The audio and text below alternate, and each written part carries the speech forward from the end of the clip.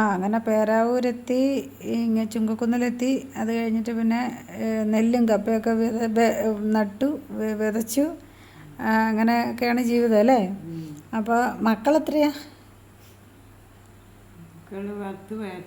ആ, ഇവിടെ എത്തിക്കഴിഞ്ഞിട്ട് പിന്നെ ആദ്യം ഉണ്ടായ മൂത്ത മകൻ എവിടെ നിന്ന് ഉണ്ടായതാ?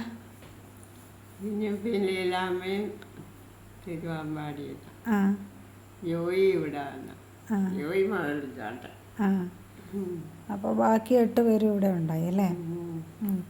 അന്നേരം വീടൊക്കെ, ചെറിയ വീടൊക്കെ വെച്ചു. മക്കൾ, അമ്മ കൂലിപ്പണിക്ക് പോയിട്ടുണ്ടോ? വീട്ടിൽ തന്നെ പണിയല്ലേ അല്ലേ മക്കള്? കൃഷി. അപ്പോൾ മക്കളൊക്കെ എങ്ങനെയായിരുന്നു അമ്മേ? പണ്ട് ഇങ്ങനെ ഒത്തിരി മക്കളൊക്കെ ഉണ്ടാകുമ്പോൾ ഈ അടിയും പിടിയൊന്നും ഇല്ലായിരുന്നു? ആൺപിള്ളേരൊരു 3-4 വയസ്സ് വരെയൊക്കെ പ്രശ്നക്കാരാ.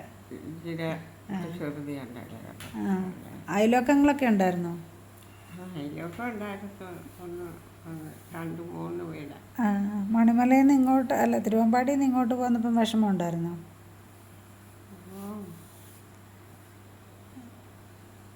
ആരെയും കാണാഞ്ഞിട്ട്? അമ്മയുടെ സഹോദരങ്ങളൊക്കെ തിരുവമ്പാടിയിലായി പോയോ?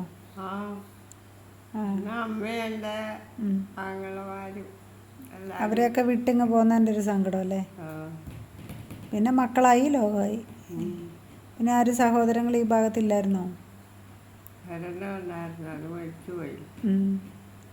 പിന്നെ ആരും ഇല്ലാതെ പിന്നെ അങ്ങോട്ടേക്ക് തിരിച്ചു പോകുമായിരുന്നോ അമ്മ, തിരുവമ്പാടിക്കൊക്കെ?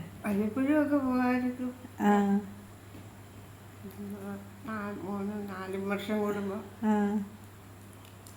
ഞാൻ ഒറ്റയ്ക്ക് പോയിട്ടുണ്ട്. അപ്പോൾ എങ്ങനെയാ, ബസ്സിനോ?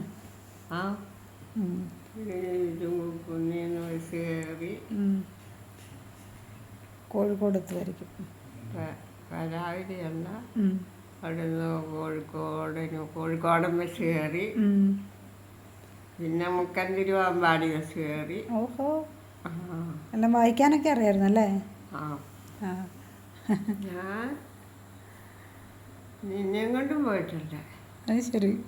ആനീസ് നീങ്ങളുടെ മേരിമാമയുടെ വീട്ടിലൊക്കെ പോയിട്ടുണ്ട്. കുഞ്ഞിത്തിന് പാവനെ നീ ഓർക്കുന്നില്ലേ? 2-3 വയസ്സ്. ഓർക്കുന്നുണ്ട്. എന്നാലും ഭയങ്കര ധൈര്യശാലിയാണെന്ന് എനിക്കറിയാം.